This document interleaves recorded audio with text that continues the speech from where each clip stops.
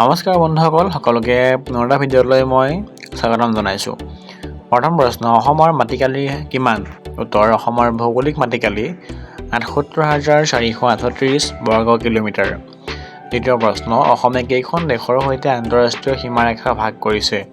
উত্তৰ, 2খন দেশৰ সৈতে অসমে আন্তঃৰাষ্ট্ৰীয় সীমাৰেখা ভাগ কৰিছে। কিমান চনত কপৌ ফুলক অসমৰ ৰাজ্যিক ফুল হিচাপে গ্ৰহণ কৰা হয়? উত্তৰ, 2003 চনৰ 4 এপ্ৰিল তাৰিখে ৰাজ্যিক ফুল হিচাপে গ্ৰহণ কৰা হয়। চতুৰ্থ প্ৰশ্ন, 2011 চনৰ লোকপিয়ল অনুসৰি অসমৰ মহিলাৰ সাক্ষৰতাৰ হাৰ কিমান? উত্তৰ, 66.2%। পঞ্চম প্ৰশ্ন, অসমৰ প্ৰথম ব্যাঘ্ৰ সংৰক্ষিত বনাঞ্চল কোনখন? উত্তৰ, মানাহ ৰাষ্ট্ৰীয় উদ্যান হৈছে অসমৰ প্ৰথমখন ব্যাঘ্ৰ সংৰক্ষিত বনাঞ্চল। ষষ্ঠ প্ৰশ্ন, অসমৰ কোন ৰাষ্ট্ৰীয় উদ্যানত দেওহাঁহ পোৱা যায়? উত্তৰ, নামেৰি ৰাষ্ট্ৰীয় উদ্যানত দেওহাঁহ পোৱা যায়। সপ্তম প্ৰশ্ন, দেওপাহাৰ ক'ত অৱস্থিত? ঐতিহ্যমণ্ডিত দেওপাহাৰ নুমলীগড়ত অৱস্থিত। অষ্টম প্ৰশ্ন, ব্ৰহ্মপুত্ৰই কেইখন দেশৰ মাজেৰে বৈ গৈছে? অৰ্থাৎ ব্ৰহ্মপুত্ৰ নদী কিমানখন দেশৰ মাজেৰে বৈ আহিছে? উত্তৰ, 3খন দেশৰ মাজেৰে ব্ৰহ্মপুত্ৰ নদী বৈ গৈছে। নৱম প্ৰশ্ন, অসমৰ পৰা অশ্বমেধ যজ্ঞ কৰা প্ৰথমজন ৰজা কোন? উত্তৰ, ৰজা মহেন্দ্ৰ বৰ্মন হৈছে অসমৰ পৰা প্ৰথমজন অশ্বমেধ যজ্ঞ কৰা ৰজা।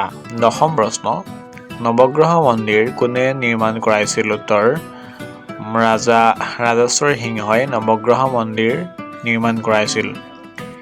একাদশ প্ৰশ্ন, আহোম আৰু মোগলৰ মাজৰ অন্তিমখন যুদ্ধৰ নাম কি? উত্তৰ, ইটাখুলিৰ ৰণ। ইটাখুলিৰ ৰণ হৈছে আহোম আৰু মোগলৰ মাজত অন্তিমখন ৰণ বা যুদ্ধ। দ্বাদশ প্ৰশ্ন, অসমৰ কোন জিলাত ৰাষ্ট্ৰীয় সাৰ কাৰখানা অৱস্থিত?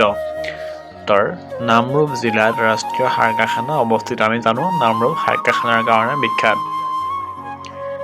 ত্ৰয়োদশ প্ৰশ্ন, কিমান চনত অসমত চাহ আৱিষ্কাৰ হৈছিল? উত্তৰ, 1823 চনত অসমত চাহৰ আৱিষ্কাৰ হৈছিল।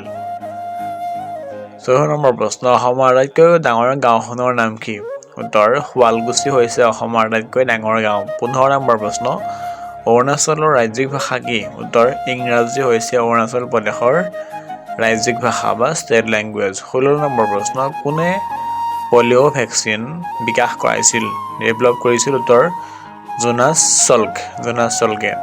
17 নম্বৰ প্ৰশ্ন, বিশ্ব ব্ৰেইল দিৱস কেতিয়া পালন কৰা হয়? উত্তৰ, 4 জানুৱাৰী তাৰিখে বিশ্ব ব্ৰেইল দিৱস পালন কৰা হয়। 18 নম্বৰ প্ৰশ্ন, সুভাষ চন্দ্ৰ বসুৰ জন্মদিন কেতিয়া পালন কৰা হয়? উত্তৰ, 23 জানুৱাৰী তাৰিখে পালন কৰা হয় সুভাষ চন্দ্ৰ বসুৰ জন্মদিন। 19 নম্বৰ প্ৰশ্ন, ৰাষ্ট্ৰীয় ভোটাৰ দিৱস কেতিয়া পালন কৰা হয়? উত্তৰ, 25 জানুৱাৰী তাৰিখে ৰাষ্ট্ৰীয় ভোটাৰ দিৱস পালন কৰা হয়।